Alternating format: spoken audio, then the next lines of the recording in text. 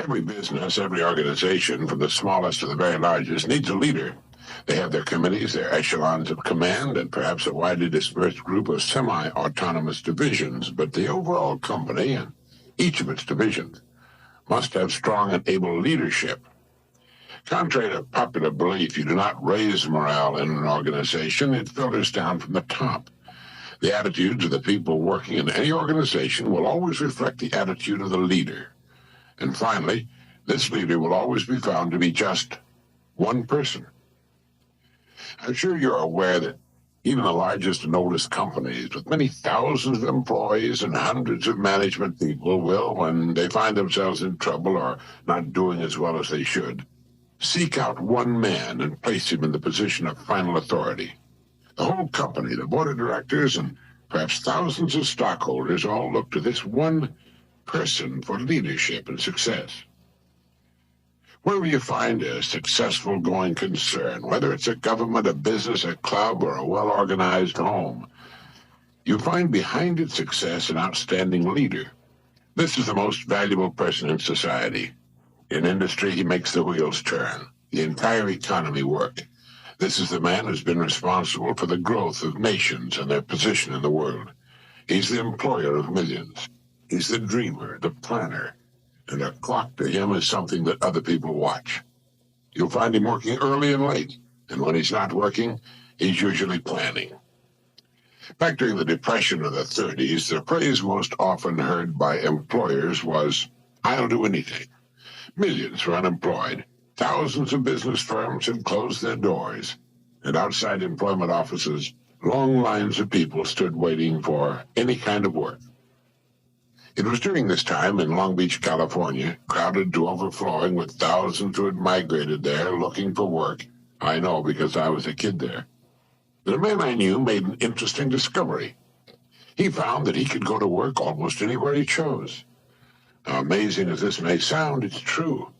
It dawned upon him one day that the business establishments of various kinds were just as anxious to succeed as were the people looking for work.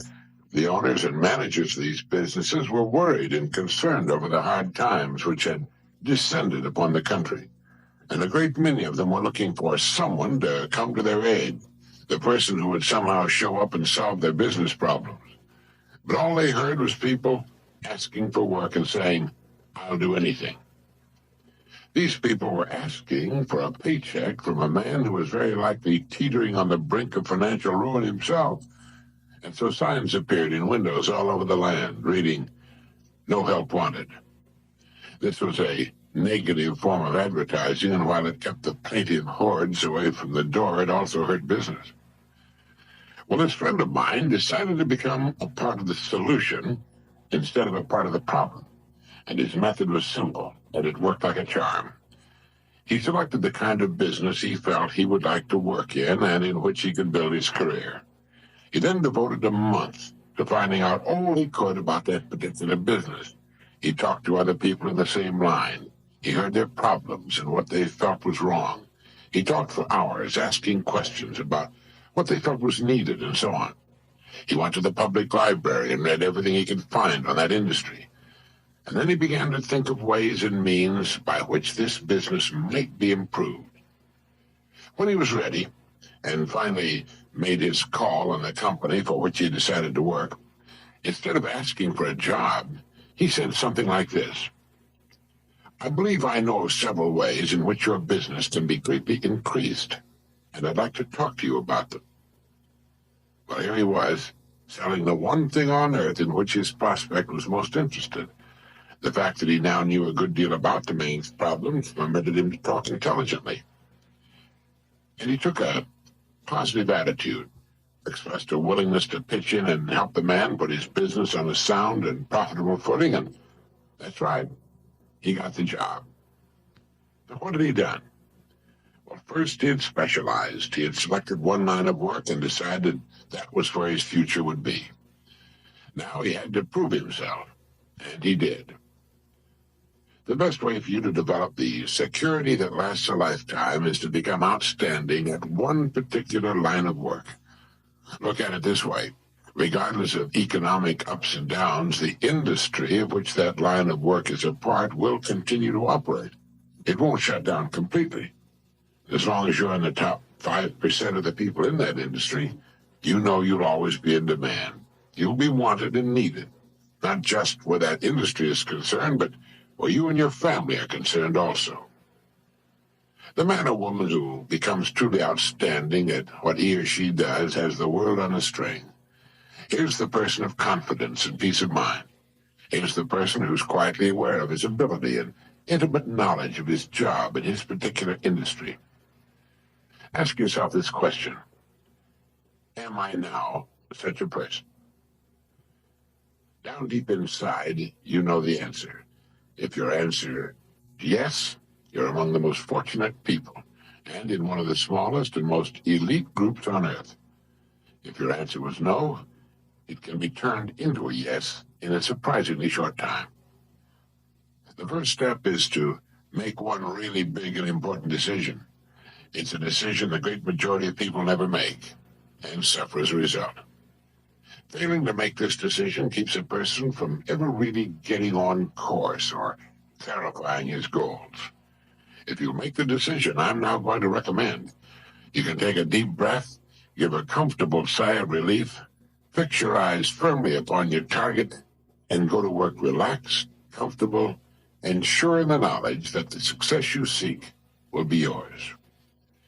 The great steel magnate Andrew Carnegie, when asked the formula for success, answered, "Put all your eggs in one basket, then watch the basket." Let's be frankly realistic. Who gets laid off work during an economic slump? Well, what gets thrown over the side when a ship is in danger of going down? Everything not absolutely vital to the operation of the craft and the safety of its passengers. And it's the same with a business or any other organization. With a corporation, its main purpose is to remain in business forever. As long as it remains in business, it can provide a needed product or service, protect the investment of those who have faith in it, and provide jobs for those who are vital to its continuity of operation. It's the duty of management to protect the firm and the people who depend upon it, just as it's the captain's duty to do everything in his power to keep his ship sailing.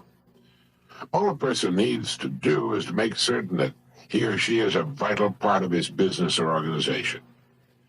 Those who insist on remaining spare gear must expect to be jettisoned when things get too rough for safety. Nobody, particularly the captain, likes to see cargo thrown over the side, but if it'll help save the ship, there's simply nothing else to do. That's why people are laid off. It has nothing to do with management and labor relations or personalities, and in the long run, it's best for everyone, since once smooth sailing has again been reached, additional employment can be made available. So each of us must decide whether we want to be part of the cargo or a member of the crew. It's said that millions suffer today from a malady called panophobia. Panophobia means fear of everything. It's an uneasy feeling, a feeling of insecurity that generally manifests itself as a sort of lump of fear that settles right behind the belt buckle, especially on Sunday evening and on Monday morning. And this extremely unpleasant condition is said to result from the unspoken but realized fact that we're getting credit for more than we're actually doing. It's the perfectly natural and normal understanding deep within each of us that there's something basically wrong about getting praise that's not earned, or if you're an employee, being paid for something you're not doing as well as you possibly can. Now, there's a simple cure for this malady. It's to throw ourselves not out of a window, but into activity, into our work. It's the decision to be worth more than we're being paid. Only in this way can we grow. It's overbalancing the scales in the service we give, knowing that our rewards must follow as a natural result.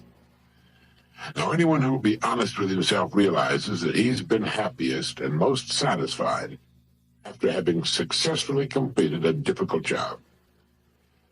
You know, a leader is a person who can help others.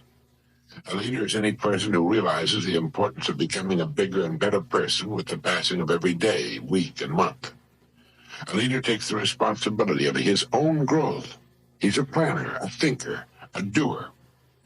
Now, each of us can become such a leader in his own area of activity. It's not difficult, and in the long run, it's easier for us and on us than what at first may appear to be the easier of two courses. Simply fix your eye upon your goal, visualize it with every ounce of your being, and courageously set out toward it. Become a kind of sponge for information which will help you on your way. You don't have to waste years making the mistakes others have made before. You'll be surprised at how quickly you'll reach your goal. But don't be impatient. Know and have faith that what should come to you will come to you in the right time. Everything in the world works on the side of the person who works with nature's laws.